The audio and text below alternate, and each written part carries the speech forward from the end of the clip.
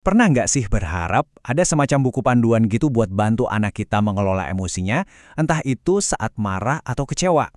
Nah, hari ini kita akan bedah sebuah kerangka kerja yang sudah terbukti untuk membangun kecerdasan emosional anak, yang justru mengubah momen-momen sulit itu jadi kesempatan emas buat belajar. Oke, kita mulai dari yang paling sering kita alami ya. Teriakan rebutan remote TV, tangisan gara-gara mainan, drama kalau waktu main gadgetnya habis. Wah, ini kan pemandangan sehari-hari yang benar-benar menguji kesabaran kita ya kan? Baik sebagai orang tua maupun pendidik. Coba deh, kita lihat bedanya. Di satu sisi, ada reaksi yang, ya, impulsif ya, meledak-ledak gitu aja. Tapi di sisi lain, ada respons yang lebih tenang, lebih bijak. Nah, pertanyaan besarnya kan, gimana caranya kita bantu anak-anak kita pindah dari kolom kiri ke kolom kanan? Itu dia yang bakal kita bongkar bareng-bareng. Jawabannya ada di dua hal ini, otot dan metode.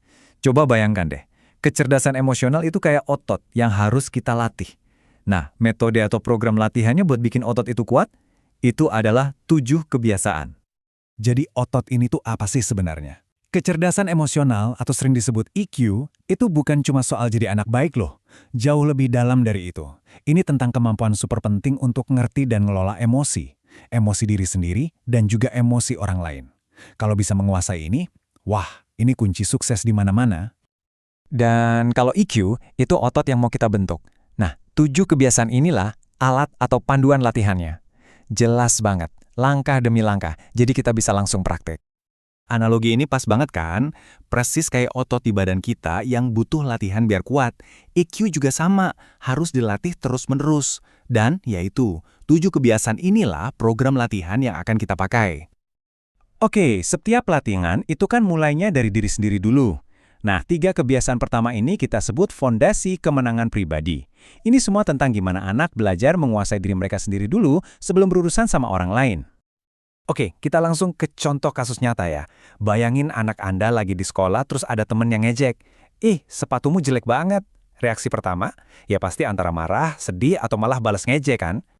Nah, disinilah kebiasaan satu, jadilah proaktif, mengubah permainan. Kita ajarkan mereka konsep keren namanya tombol jeda. Ini tuh kayak ada ruang kecil antara ejekan tadi sama respons kita. Di dalam jeda singkat itu, mereka sadar, aku punya pilihan loh. Jadi bukan emosinya yang ngontrol mereka, tapi merekalah yang pegang kendali. Dan hasilnya, keren banget. Si anak bukan cuma berhasil menghindari drama, tapi yang lebih penting, dia lagi melatih otot pengendalian dirinya. Dia jadi belajar satu hal penting, kebahagiaan dia itu nggak bergantung sama omongan orang lain. Oke, setelah bisa mengontrol reaksi, sekarang kita naik level menentukan prioritas. Nah, kita masuk nih ke dilema klasik semua anak, bahkan kita juga dulu hehe. Mending ngerjain PR yang bosenin, atau langsung main game yang seru. Nah, di sini kebiasaan 2 mulai dengan tujuan akhir berperan. Kita ajak anak membayangkan hasil yang paling dia inginkan. Tujuannya apa sih? Bukan cuma main game, tapi main game dengan tenang. Nah, biar bisa tenang, ada yang harus diberesin dulu kan? Inilah yang membawa kita ke kebiasaan 3, dahulukan yang utama.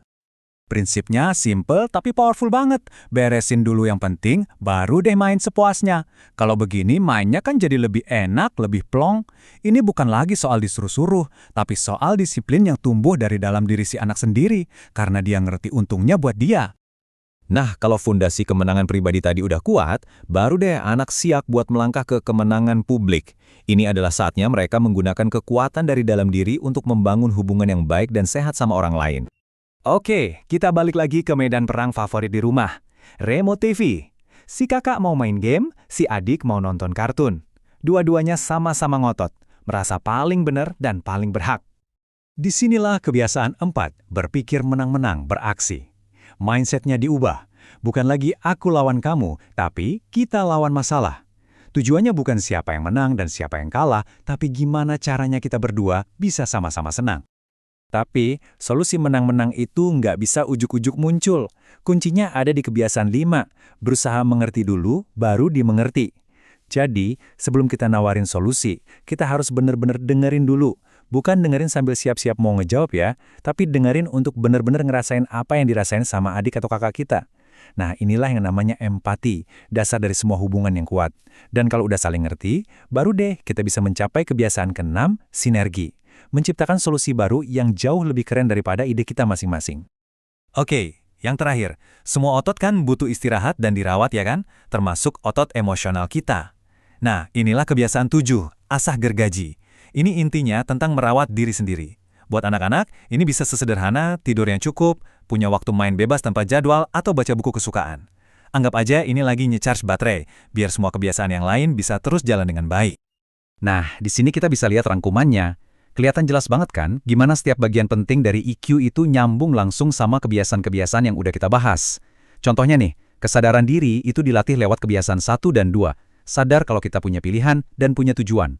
Terus, empati dan kemampuan bersosialisasi itu diasah lewat kebiasaan 4, 5, dan 6 yang tentang cari solusi bareng, dengerin, dan kerjasama. Ini membuktikan kalau kerangka kerja ini tuh benar-benar nyambung dan lengkap. Dan ini dia inti dari semuanya. Nggak mungkin kita bisa mencapai kemenangan publik, punya hubungan baik dengan orang lain, kalau kemenangan pribadi kita belum beres. Kita nggak bisa akur sama orang lain kalau sama diri sendiri aja masih berantakan. Menguasai diri sendiri itu fondasi utamanya. Titik. Jadi, apa nih satu pelajaran paling penting yang bisa kita ambil dari semua pembahasan ini? Yuk kita tarik kesimpulan utamanya. Ini dia pesan yang paling penting dan bikin kita semangat. Kecerdasan emosional itu bukan takdir.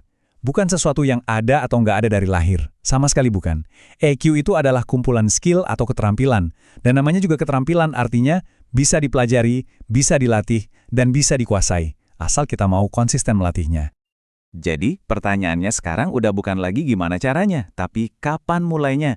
Dari semua kebiasaan yang tadi kita bahas, coba deh pilih satu aja. Kira-kira kebiasaan mana yang mau Anda mulai latih bareng si kecil minggu ini? Ingat ya, membangun kekuatan emosional ini adalah sebuah perjalanan panjang, dan setiap perjalanan besar selalu dimulai dengan satu langkah kecil.